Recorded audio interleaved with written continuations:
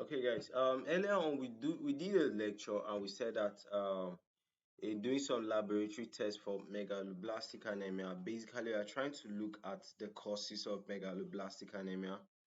I know that megaloblastic anemia is the two main causes of megaloblastic anemia is either folic acid deficiency in the body or vitamin B12 deficiency. Okay, so in this lecture, you guys get to see that um, apart from the laboratory test for vitamin B12 levels and vitamin B9, that's folate levels, there are other investigations that you can actually be looking out for, okay, when doing a laboratory test for megaloblastic anemia, okay, and that's what we'll be looking at. And this is megaloblastic anemia, an anemia where the red blood cells are larger than the normal. Do you understand? That's the main characteristics. So what are the other investigations? What are other things that you can be able to look out for when doing a laboratory test for megaloblastic anemia? You can be looking out for increased indirect bilirubin, okay?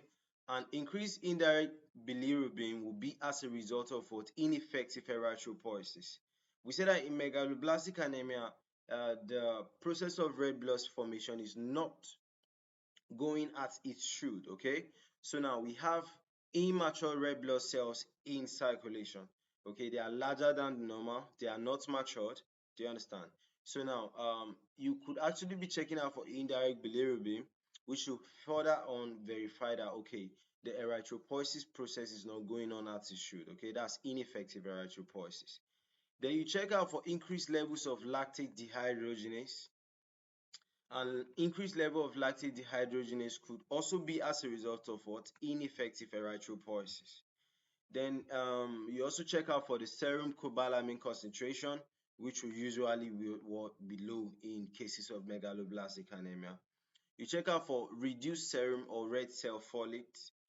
You also check out for what? Methylmalonic acid levels in the serum or urine. Okay.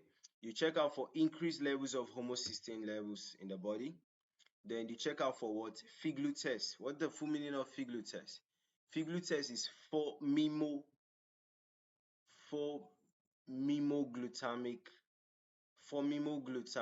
test. I think it's something like that. All right, for mimoglutamic test. Then you also check out for the Schilling test. Although Schilling test is no longer done, okay, because you have other tests that are easier and are more specific than Schilling's test, right? But Schilling's test is historically what's important because that's where we actually started from. All right, so that's it. And you guys know that folate levels and vitamin B12 levels are actually like the main things you're actually trying to look out for when doing a test for megaloblastic anemia. All right, all these other things apart from folate and cobalamin concentration, they are basically secondary things, okay, but they are important because you need all the facts, okay, to be able to establish that, okay, this patient actually has a megaloblastic anemia. So that's it, guys.